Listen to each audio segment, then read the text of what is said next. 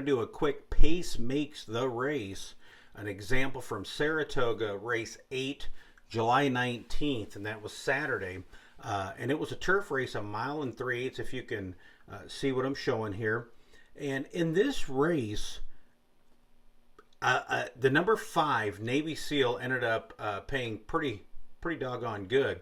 He paid $16 to win and $7.90 to place. Of course, he had a long shot, the 8 come in second. But in this race, if I did no other handicapping and just looked at the time form pace projector, it looks pretty close. Now, I do like inner turf towards the front end at Saratoga, Belmont, most places, right? If you're close to the front and there's not a lot of speed going at it on the front end. So anyway, if I just look at the picture, it looks like the 5 and the 1 are pretty close on the front end. However, if we take a closer look, and if you've seen some of my videos, I bring up the actual numbers, then we see that the 13 actually has the best front end number. But if we scroll down and see, anything from the 11 on out isn't even in the race. So now I've got to come back to, okay, who's in the race? 13's out, 16's out. So that leaves us with 5 and then 1. And if I look at this, I've got a pretty nice pace advantage between the 5 and the 1, which is a 15 point, and that's a front end chemo with me, as anybody that's seen mine. Front end advantage, that's the word. So you're looking at 15 point front end advantage on the inner turf. And then from there, I went and looked at, okay, what kind of average numbers do these horses run? Well, the 1 horse is a pretty big long shot, but he tops out, he's a 3-year-old, so he's still young. He got 100 last year on the time form numbers. He's ran a 97, getting beat this year, not bad. But how does that measure up to others? So then I went through and I looked at the rest of the race. Okay, number 3, it was a Laurel number at a 110.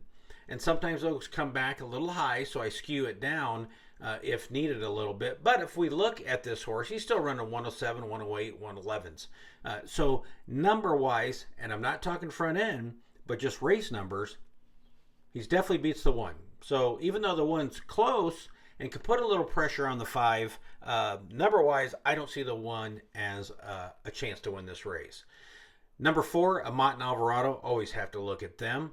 Coming from overseas and a decent time form number overseas. So that's one that I would put in a used position, but don't love. Now we're looking at Navy SEAL. Navy SEAL ran a pretty nice 111 at Keeneland, and the pace did collapse in that race, but as you can see, he was pretty close to the pace, even though he was 6th and 8th and then 7th, and boom, almost won it second by the nose. He come back in that last race at a mile and 1/8, and he was 2-1, and he did not win. He just didn't do his best. He was a little bit wide. Well, actually, he was quite wide if I remember correctly, but still, he's got a 111. That puts, okay, I like him better than the 3 or the 1.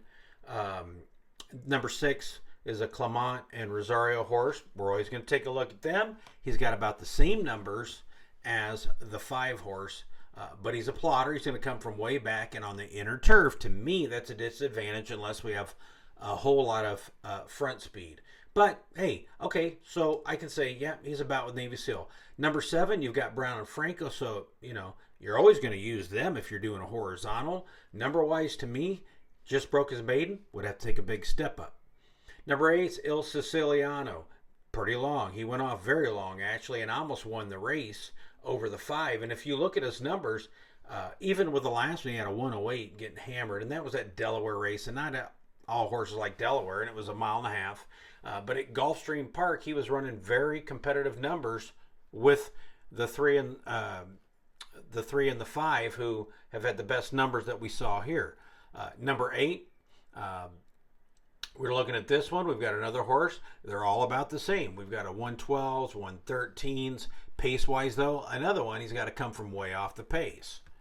So I'm not throwing him out, but he's at a disadvantage in the inner turf course. And then you've got Weaver and Les Cayano on the 10 horse, who runs close to those numbers. He's at a 110, so he's close. He just coming third behind Il Siciliano in a Gulfstream race. So we know this horse can run, but look at that. Another a 119. So another great closer.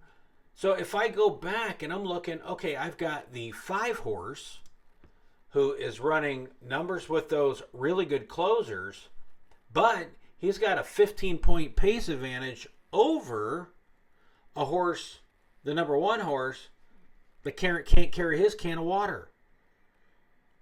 So to me, 5 was an absolute use in this race. I did use him. I almost got beat by the 8 as a long shot, but I didn't get beat, so that's okay. Although I did have the 8 in a horizontal, but 5 was my selection in this race, and it turned out pretty good. So the reason why I do these every now and then is so you can see. Sometimes you can handicap without even handicapping.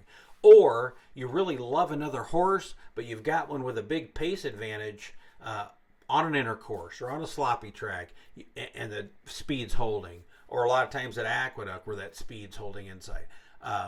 Then don't discount them. Keep them in there. Take a look at them. And if you're doing any kind of horizontals, you're going to have to take a stab and put a little bit on their nose. And this one would have turned out good. Let's look at the payoffs again. $16 even and $7.90 to place. I can live with that all day long. And if you're a show parlay player, you got $5.50, and that's not too bad. Now, I will give the jockey a lot of credit in this race. He could have went out and battled with that one, but he let the 1 go out in front of him, and he stalked. Other horses came, and it looked like the 5 was going to get swept by, but he had plenty left because the 5's normally running the front-end fractions, and it looked like the 1 was running away. 1 just died. And then other horses came on. The 5 was able to outlast the 8, who made a good early move coming up the stretch. So, again, take a look at this. Keep an eye on different pace scenarios. Or if it's reverse, there's a whole lot of front speed. And then you've got that 1 lone closer. He may not look great, and he may not win. He may not hit the board. But you got to use him if you're playing any kind of horizontals in those plays. So, anyway, that's something to look at. This is Frank with Frankly Horse Racing. I hope you had a good weekend. I hope your week is starting off pretty good, and I hope the rest of the week goes well for you. Stay positive, stay happy, and we'll talk to you soon. Take care.